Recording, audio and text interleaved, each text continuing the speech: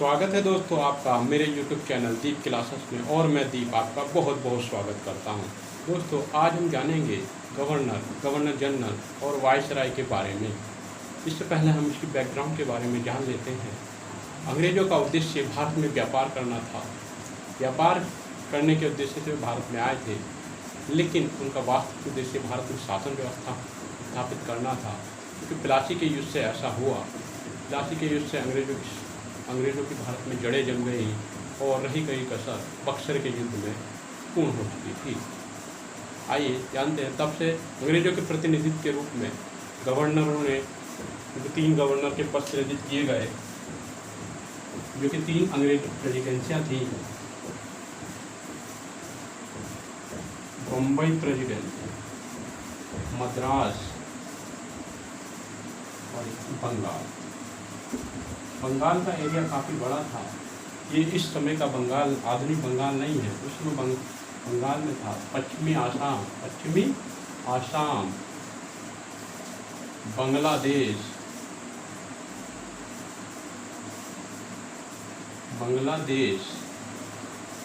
पश्चिम बंगाल, बिहार, उड़ीसा। देखिए, उस समय के बंगाल में था पश्चिमी आसाम, बांग्लादेश, पश्चिम बंगाल, बिहार, उड़ीसा। तो ये इनमें सबसे बड़ा था। और प्लासी के युद्ध से यहाँ अंग्रेजों की सत्ता और भी मजबूत हो गई थी। तब इन्होंने गवर्नर के पद सृजित किए, बम्बई का गवर्नर, मद्रास का गवर्नर और बंगाल का गवर्नर। लेकिन मेन केंद्र यहाँ रखा सबसे गवर्नर, बंगाल के गवर्नर। और प्लासी के युद्ध में मेन भूमिका निभाई थी क्लाइव है। तो लॉर्ड क्लाइव को ही प्रथम गवर्नर बनाया गया बंगाल का। इसी क्रम में जो अंतिम हुए, यानी कि वारन हेस्टिंग, यानी कि क्लाइव से लेकर वारन हेस्टिंग तक जो श्रृंखला चली, वो बंगाल के गवर्नर की चली। इसके बाद आते हैं बंगाल के गवर्नर जनरल। इसी क्रम में 1773 में एक रेगुलेटिंग एक्ट पारित हुआ।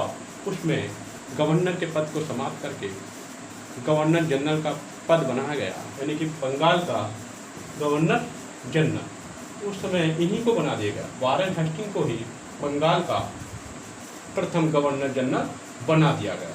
अंतिम कौन है? Lord William Bentinck. अब इसके बाद क्या बना? इसके बाद बना भारत के गवर्नर जनरल।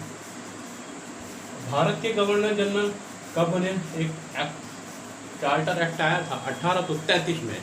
तो उसमें बंगाल के गवर्नर जनरल को समाप्त करके भारत का गवर्नर जनरल का पद सृजित किया गया, यानी गवर्नर जनरल। तब भारत के गवर्नर जनरल बने लॉर्ड विलियम बेंटिक, ठीक है। और अंतिम कौन बने?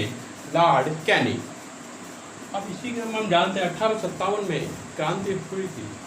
1857 का प्रथम स्वतंत्रता संग्राम, इसने अंग्रेजी साम्राज्य की जड़ों को हिला कर रख दिया था। तब से कंपनी का शासन समाप्त हो गया था और क्राउन का शासन चला। तब एक पद बना वायसराय, यानी कि राजा का शासन, एक क्राउन का शासन।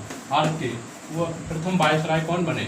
इन्हीं को ही प्रथम वायसराय बना दिया गया, लॉर्ड कैनिंग। लॉर्ड माउंटबेटन अंतिम वायसराय थे। अब आप जानते हैं कब तक। और उसके बाद भारत आज़ाद हो गया। 1947 में भारत आज़ाद हो गया। तब स्वतंत्र भारत के प्रथम गवर्नर जनरल किसको बनाया गया? लॉर्ड माउंटबेटन को, ठीक है। लेकिन जन आक्रोश था। इसी कारण अंग्रेज यहाँ से, हम तो अंग्रेजों से आज़ाद हो चुके, इनको क्यों बनाया? फिर स्वतंत्र भारत के प्रथम व अंतिम भारतीय गवर्नर, यानी कि एक प्रथम भी थे और अंतिम भी थे। इनका नाम था श्री राजगोपालाचार्य, ठीक है, श्री राजगोपालाचार्य। याद रखेंगे, पूछा जाता है कभी कभी। देखिए, पहला पद बना गवर्नर 100, फिर गवर्नर जनरल 2 हो गए, फिर वायसराय, ठीक।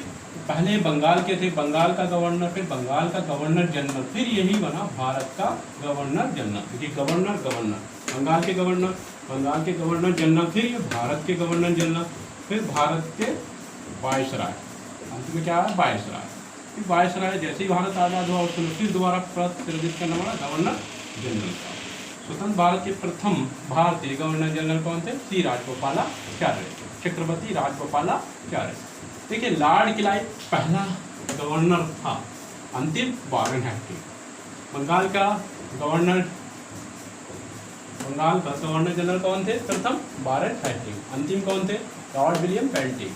ठीक इसी प्रकार से भारत के प्रथम गवर्नर जनरल कौन थे? Lord William Bentinck. अंतिम कौन थे? Lord Canning. वही लॉर्ड कैनिंग को क्या बनाया? प्रथम वायसराय।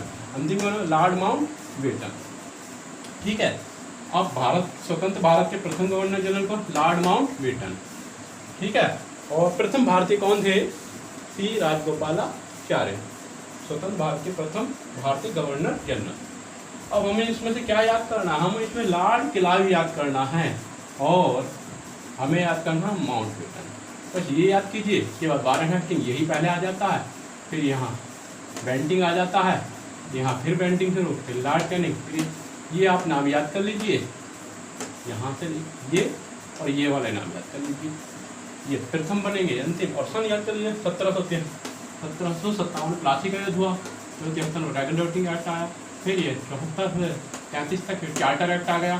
चार्टर एक्ट में बंगाल के गवर्नर जनरल। ठीक, फिर 1858 तक यहाँ प्रथम स्वतंत्रता संग्राम हो गया, कंपनी का शासन समाप्त हो गया। फिर यहाँ कंपनी का शासन था, क्राउन का शासन शुरू हुआ, तो 1858 से लेकर 1947।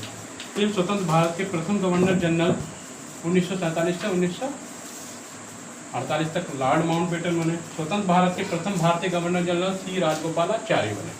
आशा करता हूँ ये वीडियो आपको अच्छी लगी होगी। यदि अच्छी लगी तो मेरे चैनल को सब्सक्राइब करें, वीडियो को लाइक करें और अपने मित्रों में शेयर करें।